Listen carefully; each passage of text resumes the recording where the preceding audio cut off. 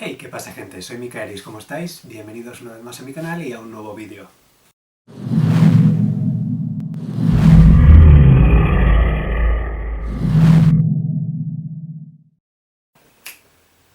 Dioniso, el dios de la fiesta, el más joven de los olímpicos, el inventor del vino, el señor de la locura, de la fertilidad, de los animales salvajes, el patrón del arte en su versión más caótica. Es un dios conocido y al mismo tiempo subestimado. Es la incorporación más reciente al panteón de los olímpicos, o al menos eso se decía.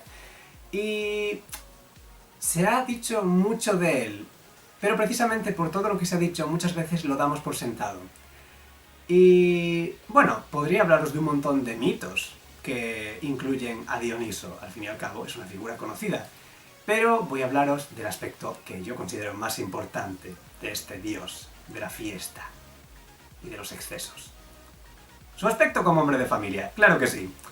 Dioniso, para quien no lo sepa, tiene una familia bastante amplia y no era simplemente parte de una genealogía que estuviese ahí sin más. No, Dioniso incluía a su familia en su trabajo. Evidentemente, si tenemos que hablar de su familia, tenemos que empezar por su esposa, Ariadna. Ya la conocéis, princesa de Creta, que se convirtió en diosa, tiene una constelación en su honor, y hablé de ella en un vídeo sobre diosas de la isla de Creta, que dejo por aquí arriba.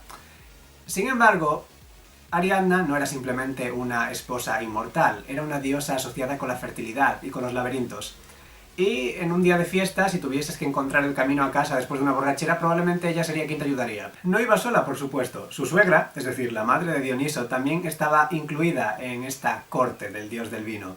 Semele fue una princesa, fue una semidiosa, que murió de forma repentina y muy electrizante. Y el padre de Dioniso, Zeus, tuvo que terminar de gestar al bebé, porque la madre estaba no disponible. Dejémoslo así. La cuestión es que cuando Dioniso llegó a la adultez y ya tenía una condición divina, más sólida, decidió que no era justo que su madre hubiese acabado así, así que bajó al inframundo, la encontró, la subió de vuelta a la tierra y la divinizó. Y para representar su nueva vida, tomó un nuevo nombre, Tione. Y su función es al mismo tiempo sorprendente y apropiada. Se convirtió en la diosa del frenesí bacanal, una diosa de la excitación. Lo cual tiene sentido porque ¿qué forma de morir es más excitante que con una descarga eléctrica de 1.000.000.000 de voltios? Aunque estas dos damas eran muy importantes en el cortejo de Dioniso, no estaban solas. Había otras deidades que incluso sin estar directamente emparentadas con él, le acompañaban en sus celebraciones.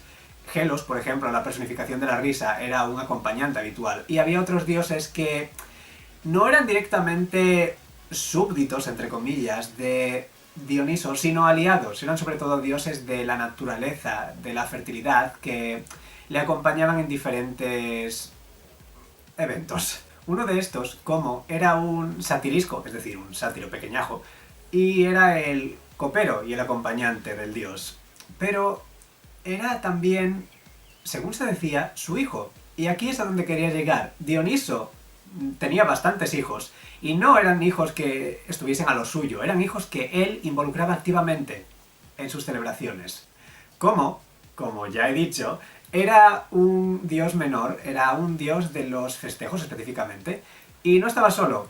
Otra acompañante de Dioniso, que también era su hija, era Tisa. Es quizá la más discreta de todo el grupo, es una diosa ninfa menor de la excitación, comparte atributos con su abuela pero sin llegar a opacarla, y no sabemos quién es su madre. Quizá Ariadna. ¿Quién sabe? Otra deidad, y esta es extremadamente apropiada, es Mete. Mete era la personificación de la embriaguez, es decir, la diosa de la borrachera era hija del dios del vino. No hay nada más perfecto.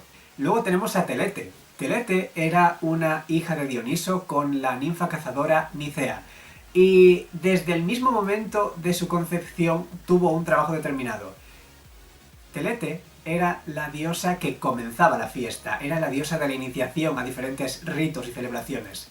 Y Dioniso sabía que se convertiría en la compañera de su medio hermano menor, Yaco, que era el hijo superviviente de Dioniso y Aura. Este dios menor se acabó convirtiendo en una deidad de los ritos de su padre, pero era de estas figuras que, por estar asociado precisamente al culto de otro dios, acababa siendo oscurecido y ocultado por la sombra de su padre. Pero bueno, él estaba feliz, de chill, festejando con su hermana.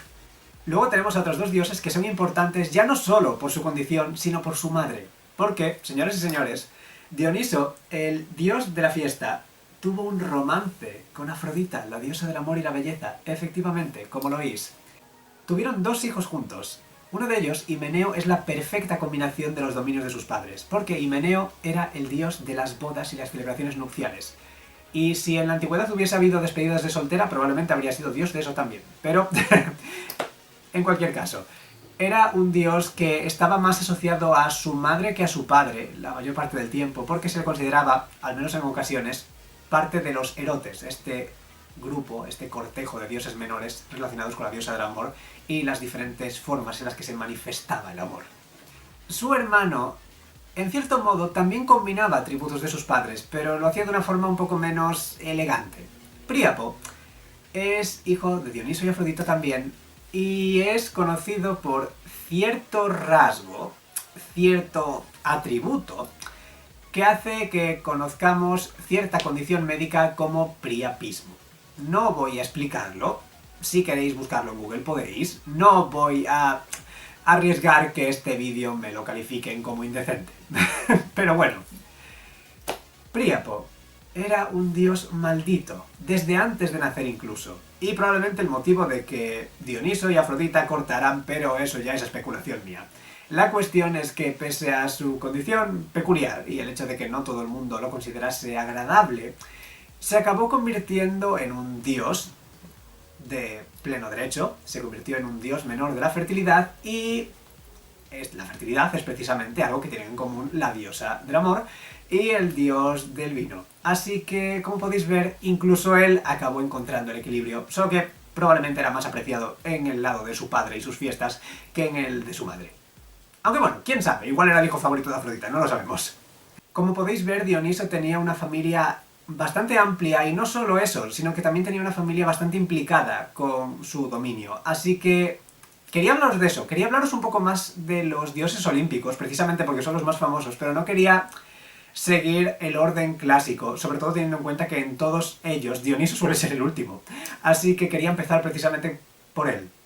La mayor parte de sus hijos no los conocía hasta que empecé a investigar para este vídeo, y personalmente me parecen todos bastante interesantes, así que no sé, espero que este vídeo os haya gustado, espero que le deis like, que os suscribáis y todo ese rollo. Si tenéis ideas, comentarios, cualquier cosa que queráis, podéis ponerlo en los comentarios, y no sé, hasta aquí el vídeo, espero que os haya gustado. ¡Chao!